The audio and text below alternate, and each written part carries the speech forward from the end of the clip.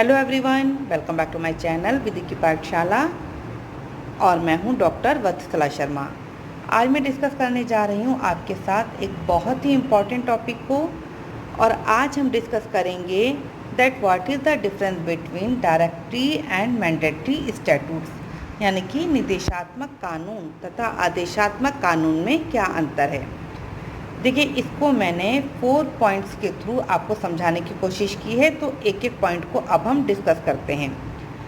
सबसे पहला पॉइंट ये है कि जिस कानून में केवल डायरेक्शन के बारे में उल्लेख किया गया हो तो वो डायरेक्टरी कानून माना जाता है।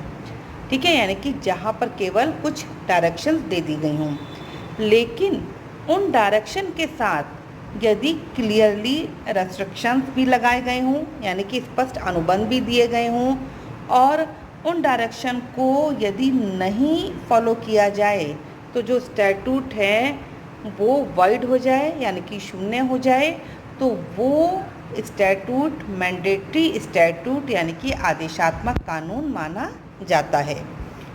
सेकंड पॉइंट देखिए, यदि किसी कानून में जो भी प्रोविज़न्स बताए गए हैं उनको फुलफ़िल नहीं किए जाने पर, उनको ओबे नहीं किए जाने पर केवल इरेगुलरिटी उत्पन्न हो, यानी कि केवल अनियमितता उत्पन्न हो, तो वो डायरेक्टरी स्टैट्यूट कहलाएगा। लेकिन वहीं पर यदि किसी स्टैट्यूट के प्रोविज़न्स को फॉलो नहीं करने पर इलीगलिटी यानी कि अवैधिकता उत्पन्न हो जाए तो वो हमारा मैंडेटरी स्टैट्यूट यानी कि आदेशात्मक कानून कहलाएगा।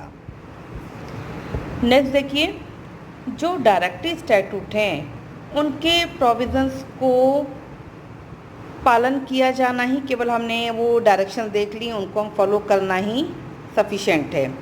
लेकिन जो मैंडेटरी स्टैट्यूट हैं उनको वर्ड टू वर्ड यानी कि जो उसमें लिखा गया है, जिन चीज़ों के बारे में, जिन बातों के बारे में बिल्कुल क्लियर बताया गया है, उनको एग्जैक्टली उनको उसी तरीके से ही यानी कि उन्हें वर्ड टू वर्ड फॉलो किया जाना चाहिए। और लास्ट पॉइंट देखिए कि जो डायरेक्टरी स्टैट्यूट हैं उनका पालन कंपलसरी रूप में यानी कि बाइंडिंग फॉर्म में एक कमांड के रूप में नहीं होता। ऐसा एसेंशियल नहीं है कि उनको बिल्कुल ही कंपलसरी उनको फॉलो किया जाए।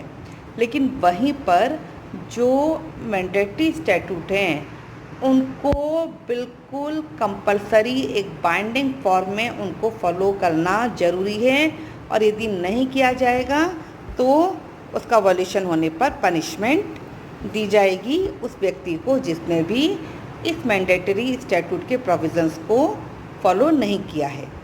चलिए अब इसको जल्दी से 2 केसेस के थ्रू भी समझ लेते हैं।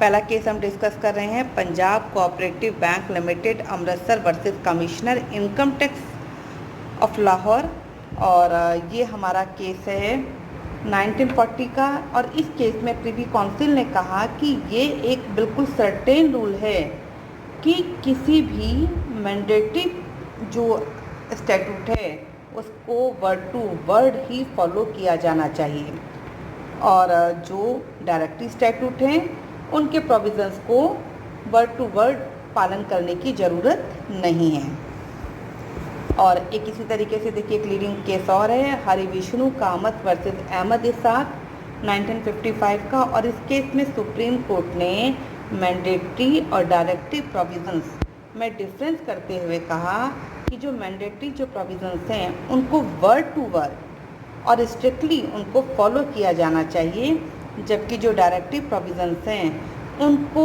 फॉलो करना ऑप्शनल है।